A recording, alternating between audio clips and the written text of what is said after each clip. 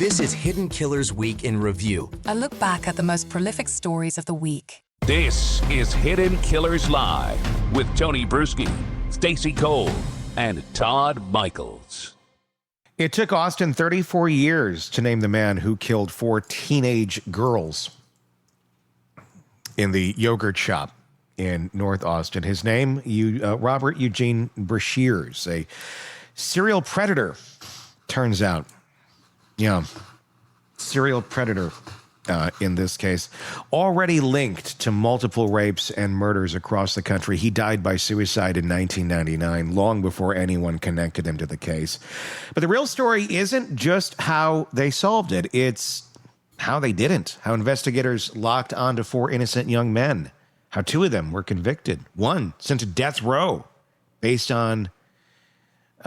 entirely on confessions that never matched the evidence. How DNA that excluded them was ignored, downplayed, or twisted to fit a theory the state refused to let go of.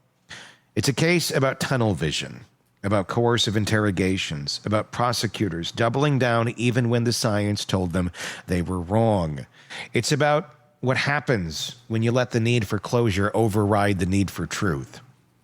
We're not just talking about the yogurt shop murders. We're talking about what it reveals about the system itself and the lives that get crushed when that system refuses to admit it was wrong. Joining us now is defense attorney Bob Motta, host of Defense Diaries and someone who spent his career fighting the kinds of tactics that wreaked havoc in this case. We're going to break down how 2 innocent men ended up in prison, how the courts failed to stop it, and how many more cases like this are still buried in evidence lockers across the country today. Bob, as always, welcome and thank you for joining us. When you see a case like this where the system locked onto the wrong guys and absolutely did not look back until it was forced to, what does it tell you about how we chase resolution over truth?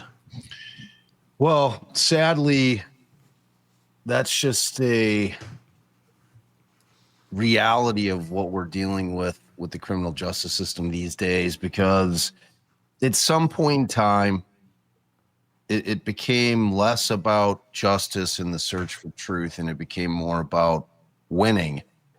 And I think the biggest problem that you have from the prosecutor's side of the equation is the fact that they're elected. It's a political position. Mm-hmm. And when you have a political position, and you're having to run for election, you're going to try to beef up your resume. Mm-hmm. Okay? And if you're running for prosecuting attorney, tough on crime is the way to go. That's the way they've always said how you win the position. So, and what is tough on crime? Oh, well, my conviction rate's 98%. Mm-hmm. At the exclusion of the truth. So that's just a sad fact. Mm-hmm. That is an absolute reality that no one is going to ever convince me otherwise.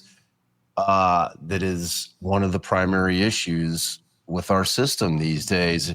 And that is not to say in any way, shape, or form that I don't think that there are amazing prosecutors out there that are doing this the right way, that really do, care about the truth, and that's what they're. But at some point, you come in, because I think it's probably a lot like when you come in on the defense side of it, and you come in as a young lawyer, you're bright-eyed, you're bushy-tailed, you think, I'm going to change the world. I'm going to change the world from inside, only to get bitch slapped and realize, all right, this system's been set in stone for a long time, bro. You ain't doing shit, So you're in there trying to one-time it. And I have a feeling that a lot of prosecutors go into that job, same way, but on the opposite side of it, just saying, look, I'm here to do right by victims and to bring justice to the families. And, so you go in with all the best intentions, and then like anything, the bastards just grind you down, So ultimately, when you see a case like this, and it's 2 sides of it, right? It's like the law enforcement and the prosecutor. It's both. It starts with law enforcement. And, when you look at the yogurt shop murder case and you're thinking about it, it was like a hard-on cop that just decided for some reason that these 4 kids had done this. Like it's just a fucking total hard-on cop that had no evidence to suggest it. Just like came up with this concept. Oh, it's the Creek kids. It's Creek fucking people. That's what makes sense. I mean, and the guy locks into it, and then they start using Hector Polanco to start fucking extracting confessions from these kids, man. And it's like, yeah, it's scary is what it is, Tony. And it's scary because at the same point, if you look at that group of folks who were doing the investigation at the time, I don't think that they were sitting there going, we're going to get these kids convicted. I don't care if they did it or not. I think they believed what they were doing was right. I think they thought that they were actually, well, the kids confessed. They must have confessed. And they confessed. It's real. That's it. Then they get their blinders on, and there's no room for any other way of thinking. But I don't think they were sitting there nefariously going, let's just get these kids and call it a day. And that's the scary part, when you actually believe your own myth, your own bullshit. Yeah, no, I agree with you. I mean, if you watch the documentary, you can see, especially the main 2 guys, right? The first 2 investigators were just a couple of guys that were really trying to do everything in their absolute power to try to solve this case for these families that, in this case that devastated Austin and Texas in general, but Austin in particular. Yeah, no, there is no doubt in my mind that in terms of trying to get it solved, that when they kind of landed on these kids, but remember, it wasn't those first 2 guys that we're talking about here. Those first 2 guys that are still tight with all the family, and it was well known that Polanco was the cop who would extract false confessions. Quite frankly, I was a little bit shocked. Not only that one of the cops kind of threw one of the other cops over, and I understand that, and I don't know if Polanco is still with us or not, but when you got another cop saying, yeah, this guy was infamous for getting innocent people to confess to shit they didn't do, and that's one of the other cops. I mean, if I'm a lawyer out there, and But at the time, was it viewed as that, though? I mean, yes, retrospectively, we can look at it and go, he got people to confess to shit they didn't do. At the time, they're looking at it as, he's the guy who gets confessions out of people. Yeah, no, well, I mean, yeah, it did matter. It mattered to some of the cops. I think that's what I'm saying. I forget what his name is, John Jay or whatever. He's one of the most prominently featured cops in there, the guy who really, really haunted him, and he's like, I'm still thinking about it. The guy with the striped shirt, right? Like, sure, like when this shit gets off. Yes, I was looking for him online yesterday to see if he wore his shirt again. He did. I saw a video earlier today, and he did wear the shirt. Yeah, that dude, man.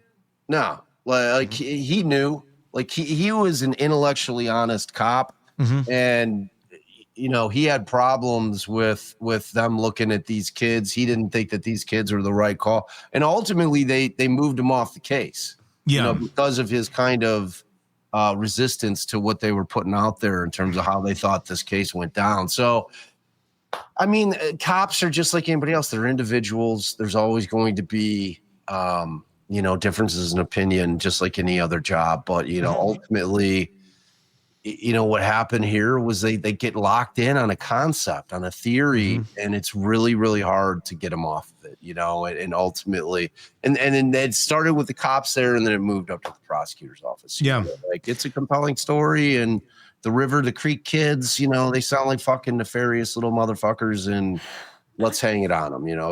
But the problem is when you don't have any evidence.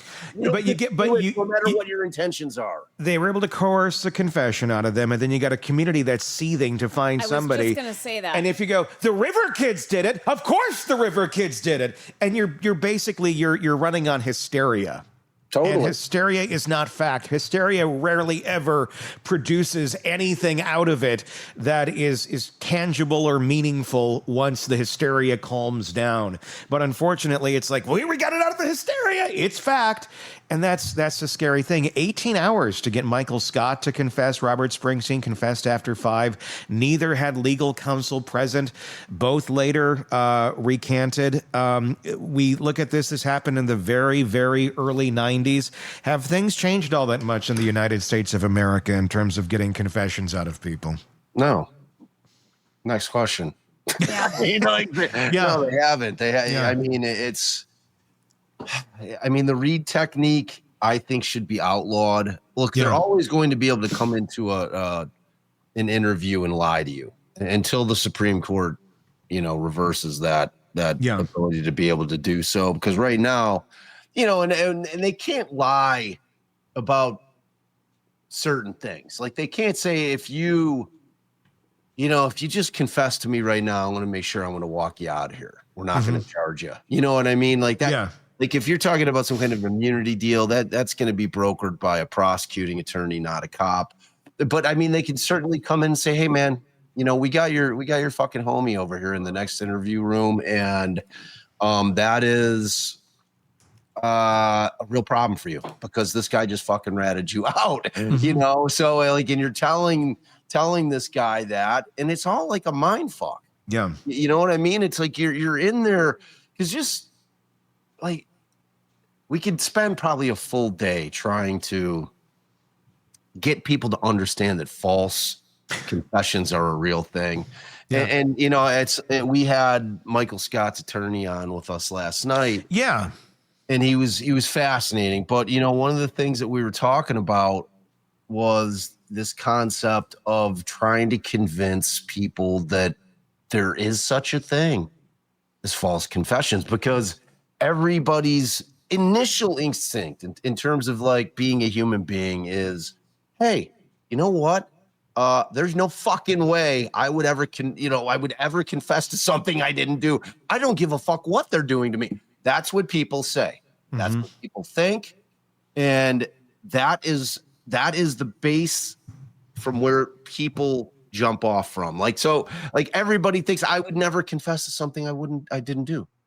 Like that is just, so that is where you're trying to overcome from that cognitive bias right there, that I just wouldn't do it, so no one would do it. But the reality is that when you get into a room with a skilled interrogator, and the memory and the mind, it plays tricks on you. It is very easy to fool your mind into something being true, or some version of it being true. And it's exactly what they do in these interviews and these interrogations where, like kids come in there like, I didn't have a fucking thing to do with it. And they just suggest facts, and, they're dropping little breadcrumbs, because ultimately the person needs to kind of come up with some version of it on his own. But obviously if they don't know any of the facts of how it went down, it's very problematic. So, Bob, where was their defense? Where were their people for these people who are wrongly accused and falsely confessed? Where were their people to come forward and say, wait a minute, no, they didn't do this. You don't have any evidence against them. It feels like that part of it fell off. Yeah, I mean, their people ended up being their lawyers. You know what I mean? But even with the lawyers, I remember they were convicted. So then their people became the appellate lawyers who decided to continue the fight. And, but in terms of, if you're asking like the question, hey, Bob, where are all the witnesses coming forward at trial? Your problem here is that you're limited to, and it was a long trial. It was a long trial. It was, but the thing that ended up happening with it is you've got people that were in a very segregated area from kind of the rest of the public down in this creek. And who are you going to get to testify if they didn't know their whereabouts? I mean, because essentially what you're talking about is like an alibi witness. you can't just throw a bunch of character witnesses up and talk about it unless it's somebody to talk about that, this is not a violent person. They got a people nature, but in terms of like, this is a good guy and he would never do that kind of shit. You're not getting that kind of witness on. So short of having a witness who is going to say, yeah, I'm his fucking alibi. You know why? Because I was with them last night and he wasn't anywhere near the yogurt shop. So go fuck yourself. Quit trying to get an innocent man, bastard. Yeah. Well, I mean, there's a huge difference between an interrogator and a manipulator. And the sad part is, I think a lot of these individuals, that especially the ones that had like the really strong records of, they're always getting the confessions. That's manipulation. That's not interrogation. There's a huge difference between the two. And one is actually getting information, one is making things up. But at the end of the day, if the result is looked at the same, there's a lot more incentive to have more manipulators on your force than there is interrogators, if that's going to supposedly bring you the gratification that you need and bring you the results you need in that moment. May not work out long term, but if it gets that case off your desk and gets it moving at that moment in time, that's what a lot of them are going for. Yeah. I mean, there's no doubt. And this is not a situation where you're casting shade on every cop or prosecutor in the world. It's not. But and we talk about this many, many times over here, man. It's a fundamental brokenness of the system. It just is, man. And it's like the power with a corrupt fucking cop is that they have so much power. That's what terrifies me about them, is that like in the cops, like the prosecutors, like defense attorneys, I think a majority of us come into it with the right intentions, right? And you end up just getting just absolutely perverted by the system. And I don't mean perverted in a sexual sense. I mean, just like you just, it becomes impossible to kind of fight the grind of it. You know what I mean? And it's like, and for cops, I mean, can you imagine how fucking tempting it is to, if you've got a case where you're like, man, I know this dude is the guy, and I just don't have the evidence to prove it, how tempting it would be just to plant one little fucking thing. Well, your gut instinct better be right. Well, but even if it is right, and then you're caught planting something, and then let's say the person is it, well, that's what's going to get them off too. Correct. Well, it's the whole Gacy thing that I uncovered. Like you had Gacy, they didn't know he was the monster, right? They knew that he had kidnapped the last kid, and they were convinced of it. They knew he was a monster. They didn't know he was the monster. Right. Well, I don't even know at that point if he'd slipped past just like a fucking creep into a monster in the minds of the cops, because he wasn't really on their radar, even though they like to say that, even though he was very much on their fucking radar. If Chicago police had done their job, they would have had Gacy after the third kid. But they didn't do their job. But that's a whole different thing. But so, yeah, I mean, they planted the evidence in terms of injecting that receipt into that house to get back in, because 10 days had gone by and they couldn't get anything on him. They fucking knew it was him. They couldn't get anything on him because the guy wasn't an idiot. And he's not an idiot in the sense that he's not going to go out and be killing people during the time in which he's been tailed 24/7 by the police. So in that situation, somebody up top, Kozenzak, makes a decision he's going to plant the fucking the photo receipt just to get them in to get the second warrant, because they needed to get back in the house. So they get back in the house, and that's on the second warrant. They start uncovering the graveyard and the crawl space. So when I uncovered that, I'm like, okay, this is a fucking moral dilemma, right? Like you've got this absolute fucking monster who absolutely needs to be stopped, but you can't get to him the way that you got to him because the Constitution has to matter. We can't pick and choose. It becomes such a slippery slope when you're like, okay, but this guy's a fucking monster animal. But we're just going to pretend like the Constitution doesn't exist for this one case because we got to take this. You can't do it. You just can't do it because it's a slippery slope. Because then, and the next time you're like, look, we did it for Gacy. This is basically the same shit. And then it becomes more and more. I mean, you just can't do it. You can't chip away at those incredibly important rights. And so, I mean.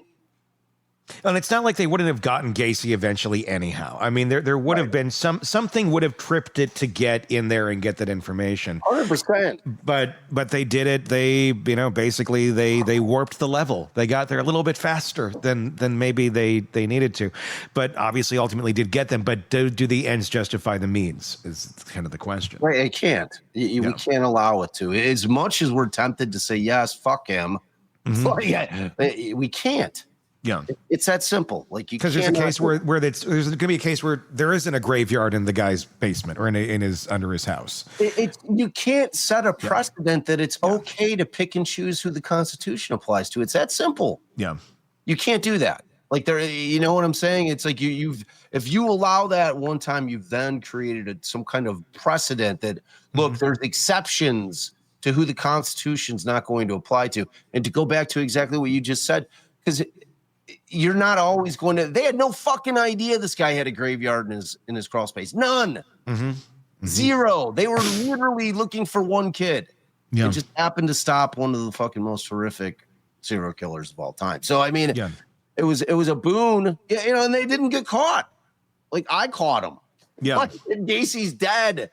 So it's still an amazingly fascinating and kind of terrifying story. In a kind of just in a global type of way. But man, I mean, you can't do it, but I get why they do. Sure. You know what I'm saying? I mean, that's what I'm talking about. If you've got a case where you've got a guy that you just know, like the whole Avery thing with the keys, like I really do believe that they planted those keys, but that doesn't mean that I don't think that Stephen Avery wasn't the guy. And I certainly think that law enforcement in that case believed that Stephen Avery was the guy, and they're like, okay, this fucking guy walked out after 18 years on the last shit, even though it wasn't him. He's like, we're going to make sure that he's not walking out on this one, because I mean, it's like, so. Or it could be that Manitowoc didn't want to pay him $1 million too. That 100%, dude. Yeah. 100%. Like that's a good point. Allie and I are in the middle of that thing, and I have, like, until I've looked through all of it, I'm not reaching a conclusion based on anything that I've seen, whether it be making a murderer and convicting a murderer. I don't give a fuck. Those both had objectives going in, or soon got an objective after they started filming. So yeah, I don't know, man, because that is more than $1 million. I mean, he was suing for more than $1 million. I mean, it was a major lawsuit, and it was one that they were going to have to pay out on because he was absolutely, unequivocally not guilty of the first thing that he spent all the time on. So what's also interesting, I mean, in the yogurt shop case here, we have Austin, we have this community, 4 young girls dead. Everybody is scared. Anyone who has children is thinking, well, this could happen to me. This could happen to my daughters. We need justice. We need our boogeyman. We gotta, and so it's the Creek kids. They're spooky. They're weird. In Wisconsin, it's Stephen Avery. He's got the junkyard. He's weird. He's kind of out there. And when you re-examine cases like this, when you look at them locally, and this is, I think, kind of a new way of doing it, because back in the 90s, unless it was a major national news story, we weren't hearing about the yogurt shop murders in Wisconsin or Chicago or wherever anybody is. Just like a lot of places was not hearing about the Stephen Avery case until Making a Murderer came out. Yep. And locally, the atmosphere, the temperature in those rooms is oftentimes quite different than any place else in the country who may be looking at it from a slightly lower temperature. I want to ask Stacey and Todd about the Avery case for a moment, because I haven't lived in Wisconsin for more than half my life now, but I was there when this all went down. What is the overall feel? What's the temperature in Wisconsin about Stephen Avery? Is it that he's guilty? Because that's the vibe I got when I made a mention of it a couple months ago on a radio station in Wisconsin. I was talking about the procedural issues with the case, and oh my God, people didn't like that. People did not like any questioning of the law enforcement on that case whatsoever. But the rest of the country is like, look at all the holes in this. Not there. Not there. Well, I think it's because, we don't want to believe that there's a miscarriage of justice right in our backyard. And so I think a lot of people are invested in this case because they know people in these communities. So I think they feel a little closer to it than a case down in Austin, Texas. We don't feel that connection to it. I do hear a lot of people talk about how he's wrongly accused. And it just surprises me.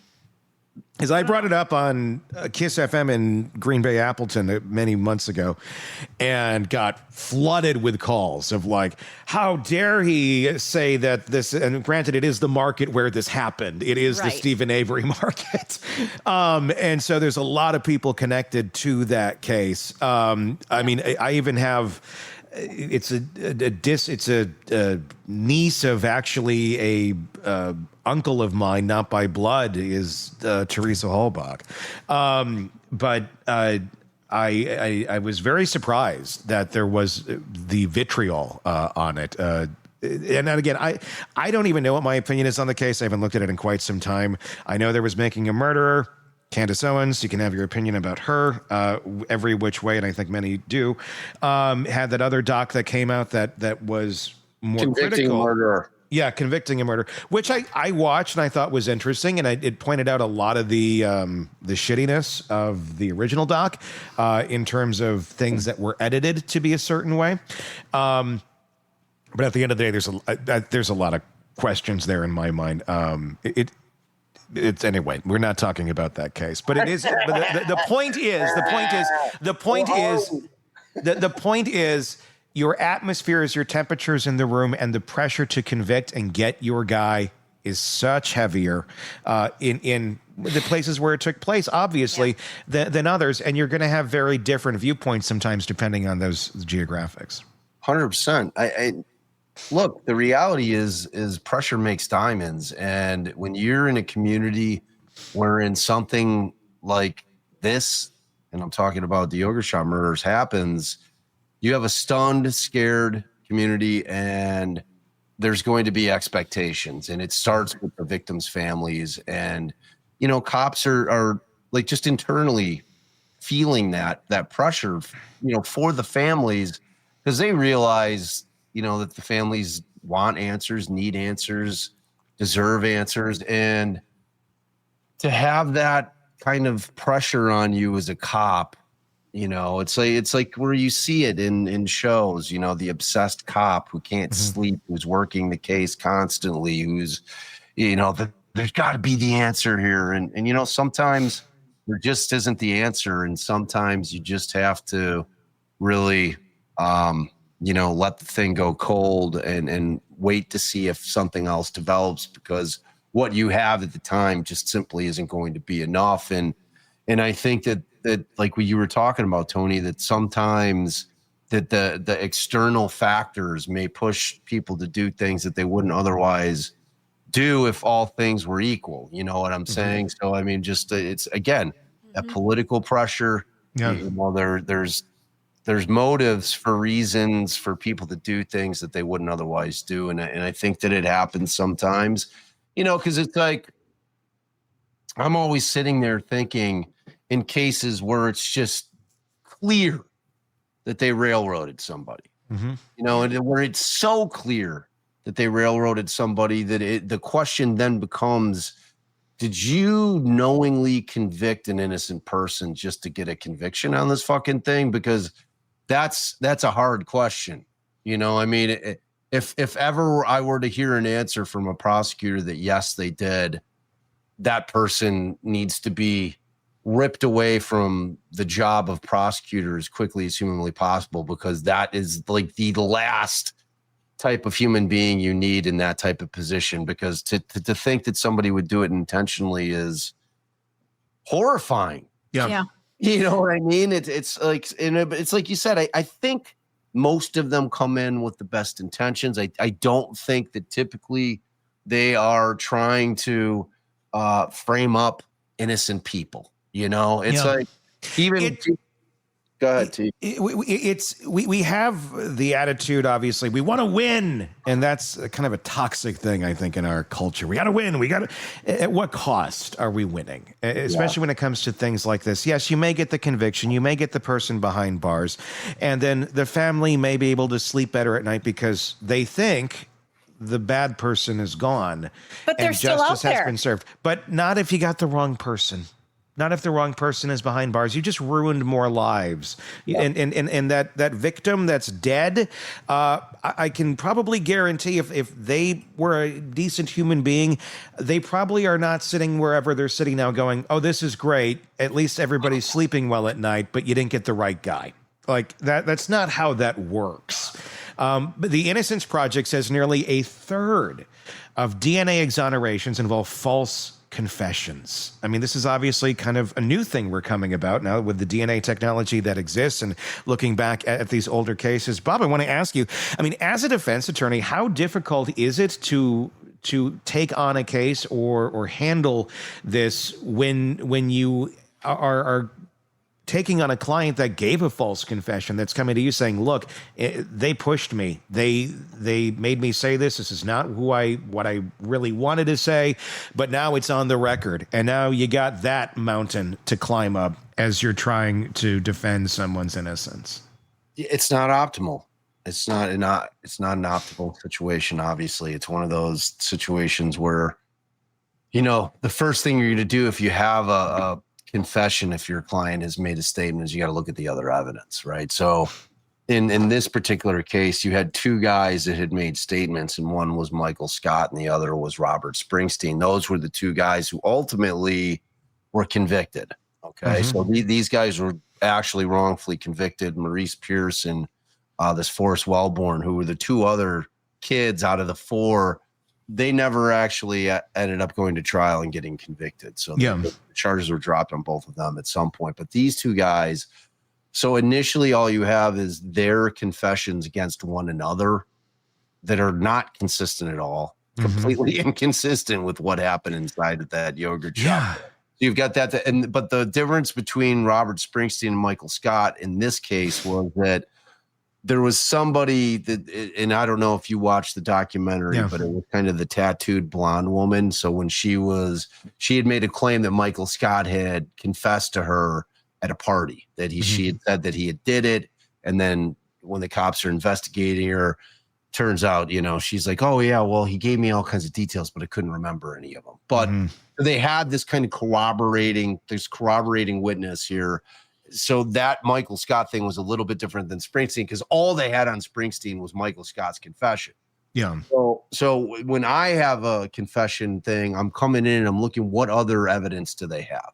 Because I assume if my client is sitting there telling me, I'm telling you, man, they bullied me into doing that thing. I honestly don't have a recollection of saying it, because they got my head that fucking twisted, you know, by the time that thing was done.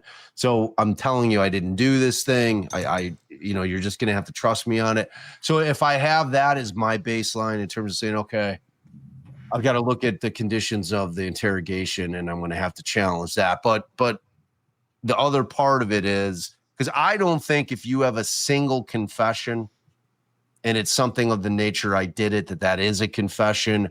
That's something that I'm looking at and I'm saying, okay, I can overcome that, because I'm just going to say that the cops are browbeating the fuck out of my client for 18 hours straight. And, you know, he was just saying what they needed. He thought that they needed to hear in order to let him walk out of that police station. So, but where you have the problem is where you have other powerful evidence against you, right? So that becomes a different thing. So it's like, that's really what I'm looking at. I mean, you're always going to be able to legally challenge whether or not a confession was voluntarily given, right? So I mean, you're going to be able to have the opportunity to do that as a lawyer. It's not optimal, You know, I mean, my number one rule for my clients is shut the fuck up. You never talk to the cops. I don't care if you're innocent or guilty. You don't talk to the cops without a lawyer present, unless you're a fucking moron, unless you want to get railroaded, unless you want to give up some shit that you had no intention on giving up, or giving up something that you have no idea actually happened and they've tricked you into thinking that it did. So like, though, like, you just do not go into a police station or get interviewed by law enforcement without an attorney, period. End of conversation. That doesn't make you shady. It makes you smart. You just, in this day and age, you just have to understand that everybody's got something driving them. And when you're talking about a cop or a couple of cops, their drive is to get an arrest on something and ultimately try to get a conviction on a case, especially if it's a case that they've been investigating. Yeah. You know, because like there's all kinds of crimes, like shit that they see that's going on contemporaneously. That's a completely different thing than if you're a homicide dick and you're out there investigating for years, you know, and you're becoming obsessed with the case. So, you know, I mean, the confession thing is the problem with it, Tony, is that by the time you get to trial, you're then left with trying to convince 12 people of that thing that I was talking about 15 minutes ago. Yeah. That people actually do make false confessions. Yeah. And it's a simple fact, but it's trying to convince people of a fact that they're hesitant to believe. And that's the difficult thing with all this. In this case, in the yogurt shop case, I mean, we try to have a system of checks and balances that can weed things out, the judge being one of them. I mean, at some point when you have these cases in preliminary hearings and motions are going about, why did this get as far as it did, especially with one of them ending up on death row? I mean, why on earth did someone at some point not say, yeah, these two stories that they're both ratting each other out on don't make sense. They're not even talking about the same story. It's different stories. So how is this logical? How does this have any sort of weight? Is it, I mean, obviously within those jurisdictions, they're on the team too of well, we want justice for our community. Is it the narrow-mindedness of sometimes the prosecutors, the judge, the police, everybody is not operating as independently as they should, where you can have the checks and balances going on? I mean, when you say the checks and the balances, you know, when you're talking about the criminal justice system, the checks and the balances in that equation are defense attorneys. Yeah. We're the fucking checks and the balances. Sure. You know what I'm saying? But within the system, if you don't want a wrongful conviction, if somebody just looks at us and goes, okay, I see your work over here and I believe you think you're on the right path, but look, this just doesn't add up. And it seems nobody wants to tell anybody their work is bad. I know. Yeah. And it's like, it's one of those things where you're sitting there thinking about it and you're like, okay, how do I tell my boss that this case is shit? Like, because I have friends that have like been prosecutors and they were just assistant state's attorneys, you know, but they had a boss. And, you know, I've always been trying to ask these candid questions of these fucking people. I'm like, all right, so dude, like when you open a case and, you know, you open the file and you're reading through it and you realize that you have like a shit case, can you go to your boss and be like, this is like, I don't want to fucking try this case. It's a piece of shit, you know? And from the few people that I've spoken to that have been, I feel like honest to me about how those things operate. Like they're like, no, you know, if my boss has told me to move forward on the case, I'm moving forward on the case. And I have very little ability to stop that from happening, if any. So, you know what I mean? Like, people need to understand how the politics of that office work. You know, you have young prosecuting attorneys, sometimes 23, 24, 25, no life experience. They're going in there. If they're in the felony courtroom, you know, and they're not kind of the head attorney in that room, then they're relatively new to trying cases and they're relatively new to being an adult and being out in the world. And, they don't have that life experience that is so invaluable for investigators and prosecutors both. Oh, yes. Yes. I was dying of thirst. Thank you. Hey, wait a minute. How do you get a delivery like that? Yeah, because my wife is the best. The best, baby. Yeah, sorry. Well, we do this live thing now, so it's a little more of a more casual vibe. I'm allowed to grab my coffee and drink. Yes, you are. I eat yogurt and stuff. Just sorry, that's probably not appropriate to eat during this segment, but that's all I had. I know. Yogurt and stuff. You're always eating meat sticks. Let's be honest. Meat stick. No, today was yogurt. Oh, be kind. I did not get my meat stick today, so yeah, huge deficit over here. Wow.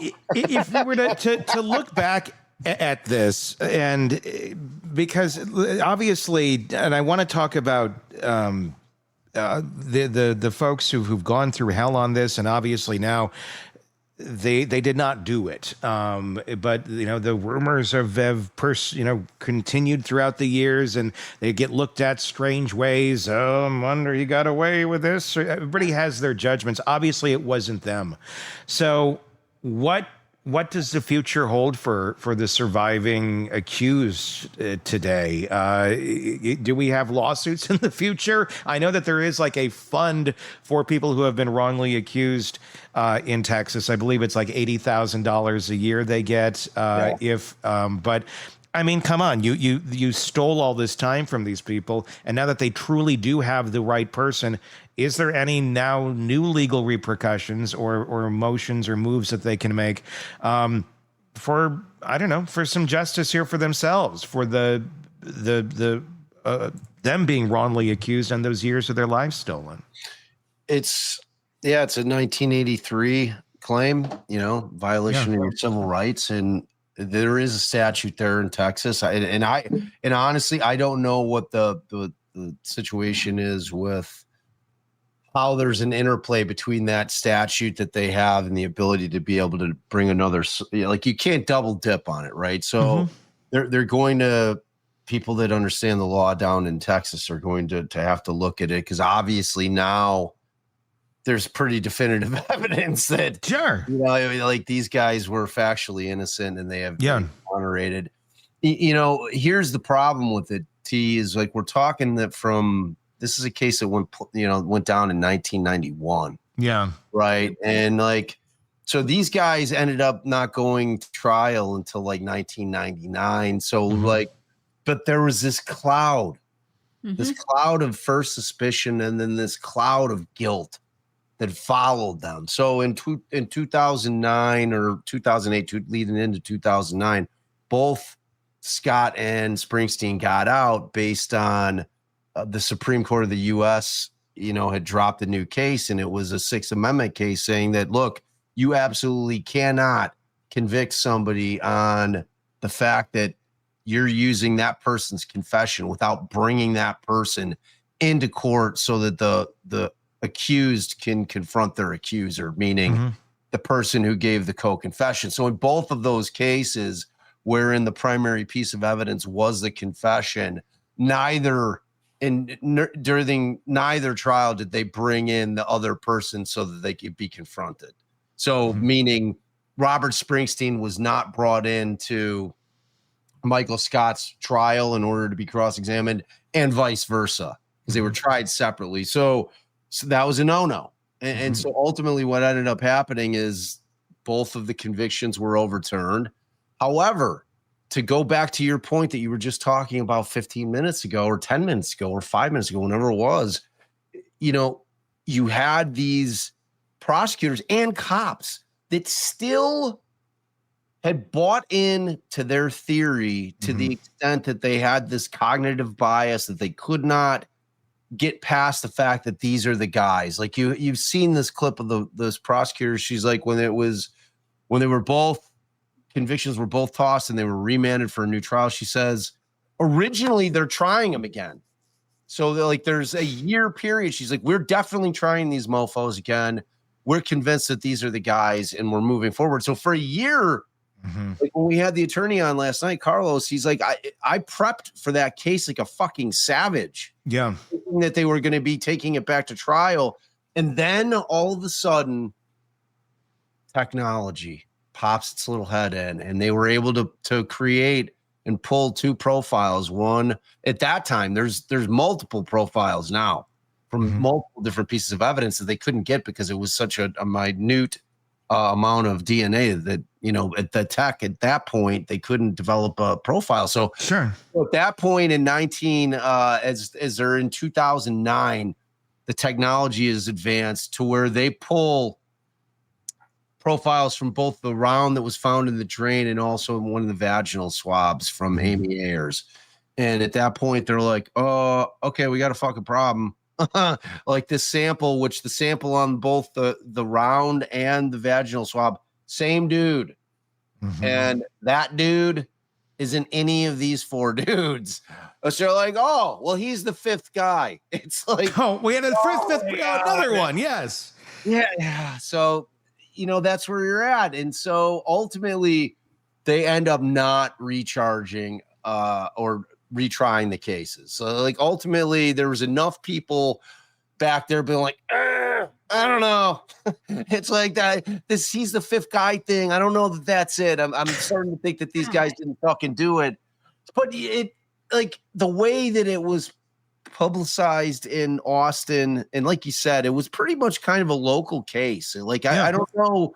I had never, frankly, I'm embarrassed to admit, I had never heard of it. I didn't either. No. Until this documentary, like, and then I start seeing them like it's one of the biggest things ever happened in Texas, which just goes to show, like I have like Texas is like an entirely different country. It's not. I don't know what the fuck's going on down there. They wear big hats there, bigger hats than I've ever seen. They even wore him to the thing yesterday. Yeah. Yes. Don't mess with Texas. Did you guys see the one guy that looked like Wilford Brimley sitting there? I did. Okay. Yes. It was going to be inappropriate for me to bust in and say that. I thought at that point, like, that's one of the dads. That's I was thinking that while we were watching that last hour. I'm like, who knew Wilford Brimley was still alive? Yeah. Man, I love Wilford. Wilford Brimley was fucking great. He was like, the guy looked like he was going to eat some Quaker Oats. He was ready to go. Hell Like, yeah. Yeah. He was pumped. He was Yeah. pumped. It's like the unmasking of who actually did this was so profoundly it was very encouraging in so many different ways but the point that I was getting to about these guys, and then I'll wrap it up on that portion of the question, is that the shroud of guilt just followed them even though they weren't tried again. Yeah. You know what I mean? It's like there is no normal life for these fucking guys. And like I know one of them moved to West Virginia, but like this thing comes out, right? And you're just The trauma. I mean, even if people aren't recognizing you for it, it's part of your identity now. Yeah. And it's an identity that you never asked for. And you can't necessarily escape. And the amount of, and I believe that there was very well-intentioned investigators on this, and there were some that were just ignorant, that refused to not believe that their shit didn't stink. right. And that there, I don't know what the repercussions are for that. I don't know if there are repercussions for that, other than we need more checks and balances within the systems themselves to be able to say to each other, no, you're off, and be okay with that, and be able to retool directions of where things are going before things just barrel down one way because we're all on team blue, we're all on team whatever. It's like, let's stop being teams, let's start being individual investigators, let's start figuring out what actually makes sense. This is not a team sport. These are people's lives at the end of the day. You can't undo that crap that follows, like this cloud of was it Pigpen from Charlie Brown? Yeah. These people, when they're applying for jobs, they're trying to live their lives while this is going on. They can't. They can't even go to a convenience store and fill up their tank without people glaring at them. Their entire lives are destroyed, and it makes me question: could this happen today? Does this happen today? Yes. Yeah. What are you absolutely. fucking kidding? I want to live in the bubble where this doesn't occur. Well, it doesn't. Then you're no better than them, Stacy. Damn it. Yeah, Stacey. Haven't proven that today? I'm no better than anybody else. But listen, I mean, here's the upside to it, but it's a slippery slope, just like anything. I mean, with the power of the DNA evidence and the ability to use IgG to kind of get over this hump if somebody's not in CODIS, right? Like, because that's what was the gap filler. Yeah. You know, they had a situation like here where you've got the profiles. There's a threshold for CODIS that has to be met in order for anybody. Like, the profile has to be good enough.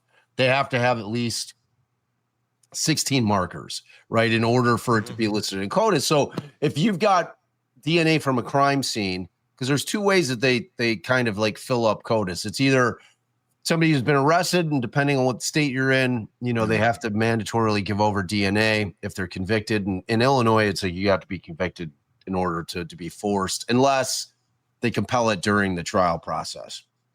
But it, like, and then there are other states where as soon as you're arrested, they're taking a fucking swab. You're in the system, motherfucker. And the other way that they source it is from crime scene. So when they go around and they pull up swabs. So, and then all of those are put into CODIS. And then, so in this situation where you have the ability to develop the profile, they can't really, they run them through CODIS, but they're not getting any matches on it. So then they start going to private databases, like for companies that are using private databases, and they go and they're hitting all the different labs in all the country, just trying to say, okay, we have this profile.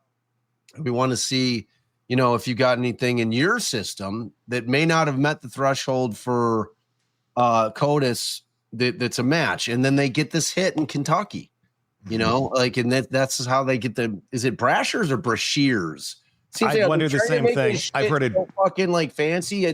To me, it's Brashers. There's like a furniture store here called Brashears, and I don't know. But with that being said, and obviously DNA, if you get caught doing something, your DNA is going into the system for the most part today. But there's all that evidence that sits from decades past that is just sitting in evidence lockers and sitting in filing cabinets and sitting wherever it sits. And to start getting some of that stuff introduced into the system, do you think we are on the verge of seeing, I mean, we have started to see a lot of cold cases being solved. A lot of it has to do with podcasts. A lot of it has to do with people speaking up and saying, let's take a look at this case. And then finally some movement starts happening. People start digging things. But if we, as a system, just started going, we're just going to start going through all of this and start putting it into the system, are we on the verge of starting to see a lot of cold cases being solved absolutely in mass than we have in the past? Yeah. Yes. I mean, I think we're 2 steps away from like straight up fucking Minority Report shit. Yeah. You know what I'm saying? Like, to your point, T, like, I think we're going to get so advanced in the technology that in terms of developing a profile, like my friends over at Othram can develop a profile in a day, right? Like, from the most minuscule amount of DNA imaginable. Sure. It's ultimately going to be where it's like fucking, you're going to be able to just stick a piece of evidence into a machine and it's going to develop the profile right away. Like, the speed in which we're going to be able to take like, if I'm in a police station and I'm a fucking cop, I'm going to look and I'm going to say, okay, here's our cold case room. And I'm going to look through every single box and I'm going to say, okay, in 9 out of the 10 of the cold cases that we have, there is a piece of evidence that appears to have something that may in fact contain some DNA on it. But we're fucking running all of them now. And then we're running it through the system and we're going to do IgG with it. And you're going to start getting hits on it. You know, I mean, like, that's the thing. Like, for all the old cases where there was absolutely no ability to be able to get a profile off stuff, and they were trying to compare blood and hair back in the old days.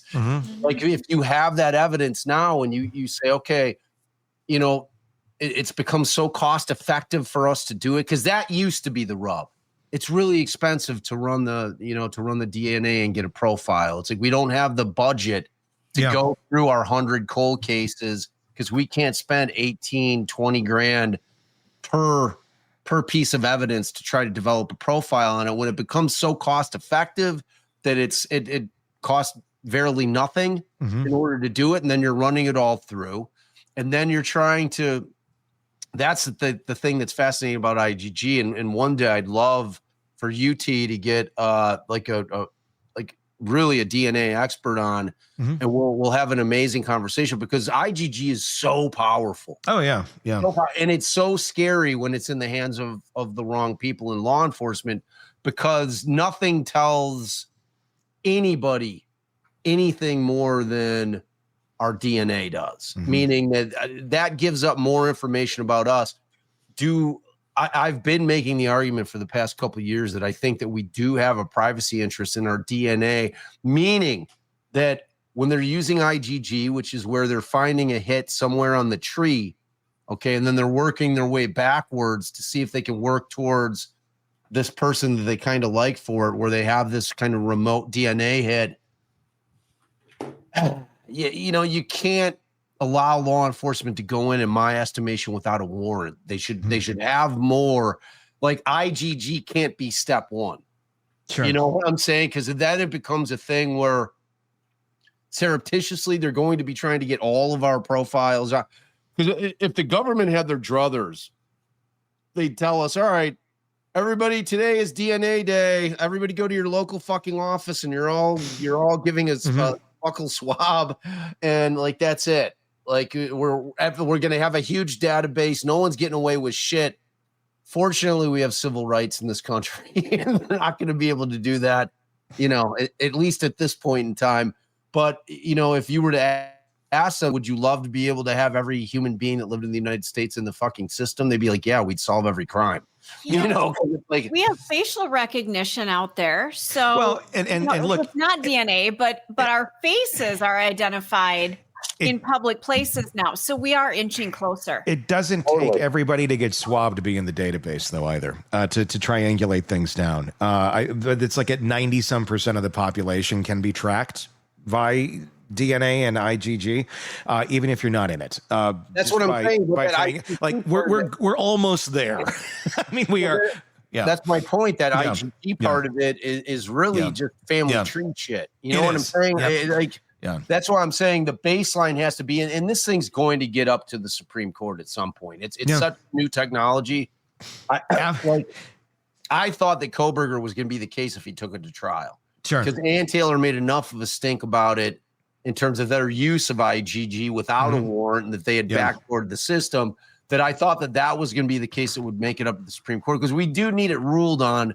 We need the highest court in the land to say, okay, look, here's the deal, bro. Like you've got to get a fucking warrant. That's your baseline.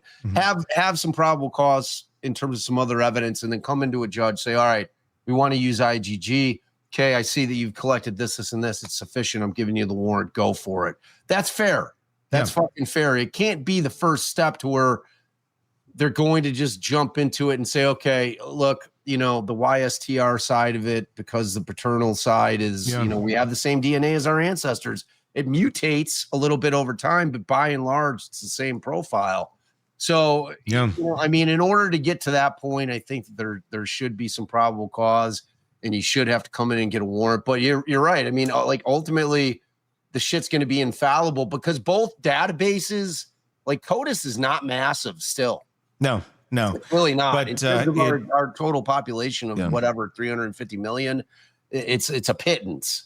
So, but like Stacey was saying with the facial recognition shit, I mean, we're all on the fucking grid, one way or another. Without a doubt. No. Yeah, whether we like it or not. Yeah. Bob Motta, defense attorney, host of the podcast Defense Diaries. Check it out. And check out that interview that you just did last night with the attorney for Michael Scott, right? It's Defense amazing. Diaries. Yep, check it out wherever you get podcasts, and YouTube Defense Diaries.